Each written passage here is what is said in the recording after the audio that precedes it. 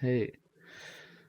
आज मैं आप लोगों को वो सारे स्पेक्स बताऊंगा जो एक बिगिनर वेब डेवलपर हो या बिगिनर एंड्रॉयड डेवलपर हो या एक बिगिनर डेटा साइंटिस्ट हो या एक बिगिनर एमएल या एआई इंजीनियर हो, उन सारों के लैपटॉप्स में ये मिनिमम स्पेसिफिकेशंस होने ही चाहिए। मतलब बहुत सारे लोगों को ऐसा मतलब रहता है कि हमें पता नहीं है कि हम किस तरह का लैपी ले, और वो दुकान के मतलब बहकावे में आ जाते हैं कि हाँ हमको ये ले लेना चाहिए, हमको वो ले लेना चाहिए। दुकान वाले तो कुछ भी दे देते हैं कि हाँ भाई तुम ले जाओ, इसको लेके जाओ तो तुम्हारा ये चलेगा, फिर ये भी चलेगा ये भी चलेगा। फिर लेके आके हम जब उसका स्पेक्स देखते हैं तो पता चलता है कि ये प्रॉब्लम है वो प्रॉब्लम है। तो सारी चीज़ों का सॉल्यूशन मैं यहाँ दे देता हूँ आप लोगों को।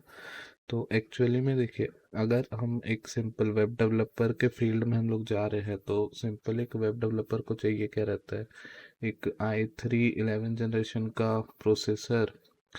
अगर बजट थोड़ा ज़्यादा है, इफ़ बजट ज़्यादा है तो 240 GB का SSD एक लगा लीजिए। तो क्या होगा कि आपका सिस्टम जल्दी बूट होगा, सारे फाइल्स जल्दी ओपन होंगे, ये सारी चीज़ें हो जाएंगी, कुछ कुछ चीज़ें स्पीड हो जाती है।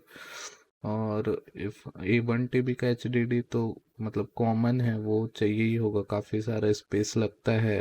आप लोग रिएक्ट वगैरह में डेवलपिंग कर रहे हैं तो काफ़ी ज़्यादा मतलब वो रहता है कि स्पेस स्पेस काफ़ी सारे फाइल्स बनाने पड़ते हैं, तो स्पेस की आपको काफ़ी ज़्यादा नीड रहती है। तो 1 TB HDD is good choice. तो 1 TB से कम मत लीजिए, कोई फ़ायदा नहीं है फिर। एक स्टूडेंट पर्पस से अगर लेना है तो ये i3 11 जनरेशन और 1 TB HDD काफ़ी अच्छा है। देन इफ़ एक एंड्रॉयड डेवलपर है, अगर कोई एक एंड्रॉयड डेवलपर है या डेटा साइंटिस्ट है या एक ML AI डेवलपर जो अभी पढ़ाई कर रहा है, तो उन लोगों के लिए i5 11 जनरेशन का प्रोसेसर कैपेबल होता है, काफ़ी कैपेबल होता है कि वो एक आपका एक मिनिमम मतलब लर्निंग पर्पस लेवल का एक ऐप वो रेडी कर सकता है। और इफ़ अगर हम लोग डेटा साइंस की बात करें, ML की बात करें, AI की बात करें, तो एक बिगिनर इसको यूज़ कर सकता है, मतलब इन द पर्पस ऑफ अगर वो एक छोटे डेटा पे काम कर रहा है, मतलब 10,000 20,000 50,000 ऐसे डेटा पे अगर वो काम कर रहा है तो इस स्पेसिफिकेशंस का वो लैपी यूज़ कर सकता है।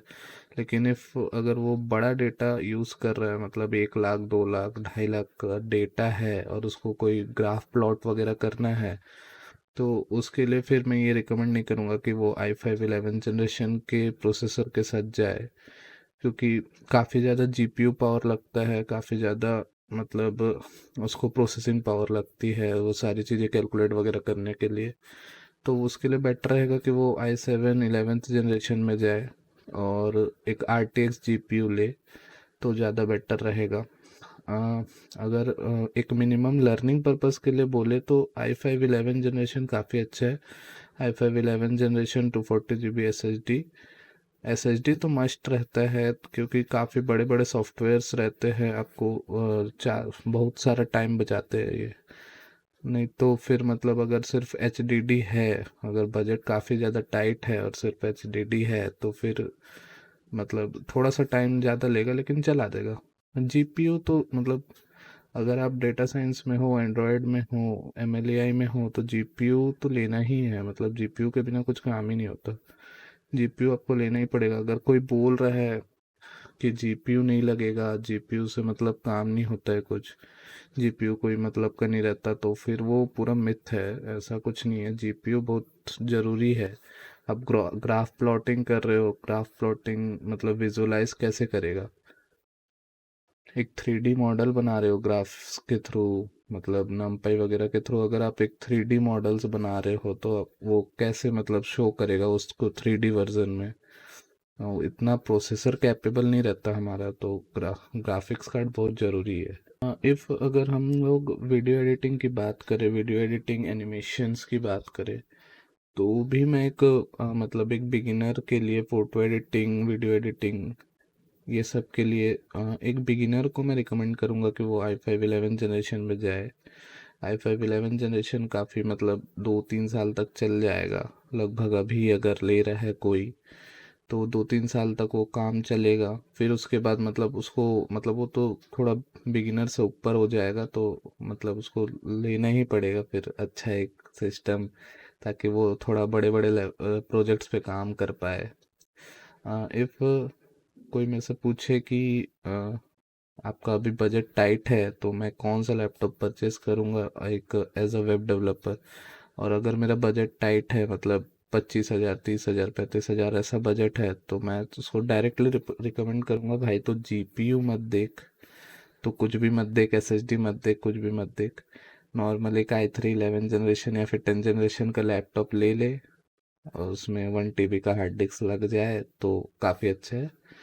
तो 512 GB हार्ड डिस्क के साथ भी काम चल जाएगा, कोई दिक्कत नहीं है। देन अगर मेरे से कोई पूछे एंड्रॉयड डेवलपर की क्या क्या चाहिए भाई, तो मैं उसको डायरेक्टली बोलूँगा i5 11 जनरेशन ले ले। 240 GB एक एसएसडी रहना ही चाहिए। एसएसडी के बिना तो फिर मतलब ज़िंदगी ऐसा सूख जाता है, ऐसा लगता है कि मतलब क्या ही बोले। फिर 1 TB HDD तो काफ़ी ज़रूरी है, मतलब काफ़ी सारे डेटा स्टोर करने हैं तो हमको ज़रूरी है ही हार्ड डिस्क। और जीपीयू तो मैंने बता ही दिया क्यों ज़रूरी है GPU.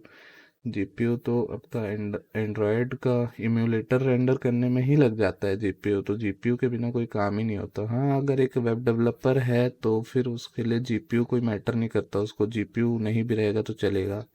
But as a graphics designer, as a data scientist, as a android developer, आपके लिए जीपीयू काफ़ी ज़्यादा ज़रूरी है। जीपीयू आपको चाहिए ही। अगर कोई बोलता है कि जीपीयू नहीं लगता है डेटा साइंस में, एंड्रॉयड में, मशीन लर्निंग में, तो वो काफ़ी बड़ा एक मिथ है, उससे थोड़ा दूरी रहिए। क्योंकि आप जब ले लोगे ना दुकान से तब मतलब थोड़ा ऐसा हो जाएगा ना कि अरे यार हमको तो पता ही नहीं था, तो वो रिटर्न भी नहीं लेगा। तो थोड़ा सा देख के।